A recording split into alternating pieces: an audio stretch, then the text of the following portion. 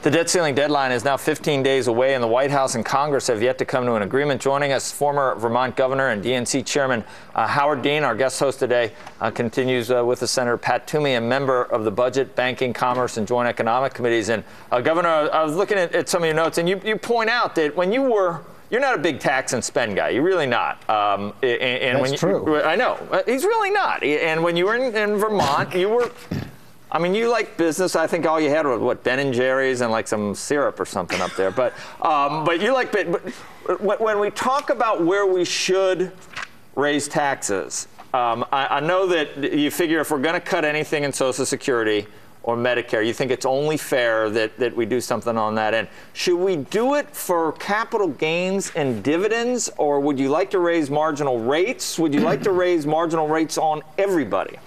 No, first of all, since Senator Toomey is the guest host and was former head of Club for Growth, the Club for Growth, or the Cato Institute, actually rated me as the fourth most conservative, fiscally conservative governor in the country. And when Steve Moore couldn't believe he told me later he couldn't believe the ratings, and they worked over him for a month to see if they'd made some mistake before they released them, which I got a kick out of. I am fiscally conservative and socially liberal. That's the way it is. That's what we all. I think Joe doesn't believe that, though. You got to let make the place run right. Here's what I would do. Expenditures are at a modern high in terms of percentage of our budget. Taxes are at a modern low as in terms of percentage of our budget. What I would do is, first of all, I would raise the marginal rate back to where Bill Clinton had the marginal rate. It's going there anyway. Pardon? Going there anyway.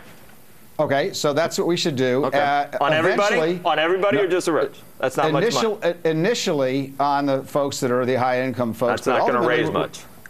Well, that's correct. It's not. Ultimately, we're going to have to go back to the same taxes that Bill Clinton had when we were a very prosperous country with a balanced budget. Secondly, we do need to do entitlement reform, and I'm perfectly willing to do that. But you've got to have mutual sacrifice. You can't convince people on Medicare that they're going to have a capitated payment system and limits on who they can go see in order to save money if you're still having people who make $1 million a year at low rates. Governor, in 06 and 07, we, as a percentage of GDP, we had the revenue that was above the historical average because we weren't in a recession. So under the current tax structure at 35 or whatever you want to talk about, we did have, this historical low. You guys keep using that, and I know because the economy's weak. I know you know better than it's not that the rates are too low. It's that we're in a recession, and we were doing just fine at 19% of but you never say that.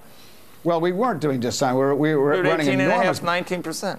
Joe, we were running enormous budget deficits, and the principal reason for the budget, weren't. about 60%, yes, we were. About 60% 2007, it was 1.2% of GDP. That is not an enormous budget deficit. That's less than 1/10 the size of the deficit for the last couple of years and likely next year.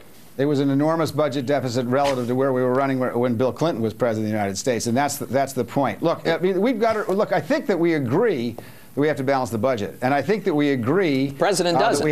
That we have to do it at a reasonable pace and not do it all at once. I also, by the way, do not believe we're going to default if the worst comes to worst on August 2nd. I think what's going to happen is we're just not going to pay Social Security and Medicare and some of these other bills, but we're going to pay our interest rate. We are going to pay Social Security. In fact, they probably have a statutory obligation to pay Social Security. There's enough revenue to pay interest on our debt, Social Security, Medicare, Medicaid, defense contractors, and active duty military, and have a little bit of money left over. Now, that's still pretty disruptive because there are a lot of other categories that don't get paid.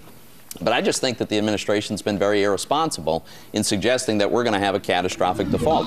You just said that we ought to have a balanced budget, and I just wish you would tell that to the president. Let's move in that direction. Well, we can't get there overnight.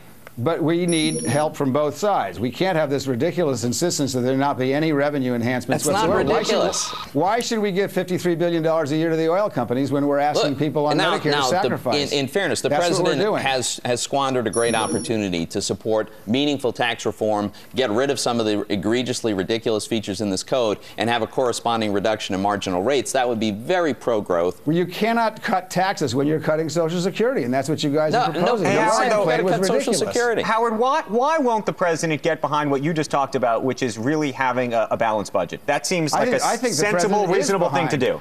I think the president is behind what I just said. That's exactly he's what not. he wants. Yes, he wants to get to a balanced budget. He knows he can't do it in a single year, and he believes that everybody ought to sacrifice. Howard, and I think that's a fact. The House is going to vote on a bill that gets there over 10 years, and the president dismissed it out of hand last week. The president's not interested in a balanced budget. You know, that is a preposterous. What the House is going to vote on is a joke. It reduces revenues further to 18% of gross national product. Yeah, which would be tremendously pro-growth.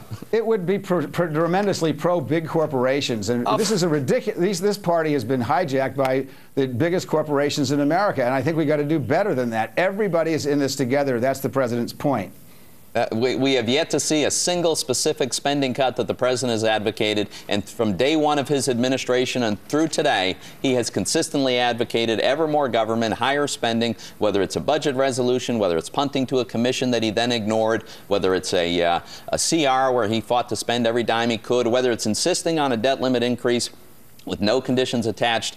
This administration's not interested in getting the spending problem under control, and I don't know how much time we have to do that. Last December, the president signed, in fact, a significant number of spending reductions. It was a mutual compromise. I'd like to see that same kind of compromising again. Reasonable, thoughtful arguments on both sides. It was a huge spending increase, which is his price for extending the Bush tax cuts. It was a spending decrease. It was not. It was. It was an $80 billion cut from the president's budget. Governor, we had the new Vermont governor on, I think it was last week, during our State of the State, Head of States or something like that. Wow. He makes you look like he makes you look like Sarah Palin. I'm not kidding. I'm not kidding, and I don't mean in a good way. In a sexy way. Anyway, do you know what I'm talking about? I mean, do you watch this guy and does your mouth just drop or what? He's balancing the budget. That's what you got to do. That's what we do in Vermont. Republican or Democrat, we've balanced the budget in this state. And we're the one state out of 50 that does not have a requirement to balance the budget. And we've balanced it for the last 25 years. I mean, Call the president. We run the place right here. I got a bunch of mail that day from people that they all saying, if you don't have a trust fund, you can't even live in Vermont. There's no business left and no opportunity to start a business up there. That's obviously nonsense. Our unemployment rate never cracked. I don't think it cracked 7% during the worst of it. And I think it's below 6 now. Our unemployment rate. So they got skiing nonsense. in Vermont. People who talk like that have no idea what they're talking about. That's some of our viewers. That's what Andrew said earlier, that they're all stupid. Anyway, thanks. They're not stupid. They're just misinformed, which is surprising because this is a smart television network, unlike some others that are now under a lot of trouble. He's a good politician. Wow. Isn't he amazing? Wow. Howard, call the president. The network is in trouble now? So Fox News is in trouble? Yeah, they're investigating. I don't know which one of Murdoch's corporations is. They're investigating them for tapping the phones of 9/11 victims. Right. But that's not Fox News, I don't think, is it? It's not Fox News yet, but who knows? Oh, anyway. yeah, but you can only hope. Anyway, here we go. Thank you, Howard Dean. Coming up, some parting shots from our guest host, Senator Pat Toomey, and then the interview of the morning. Treasury Secretary Tim Geithner in an exclusive interview you can only see right here on Squawk Box. Squawk Box will be back right after this.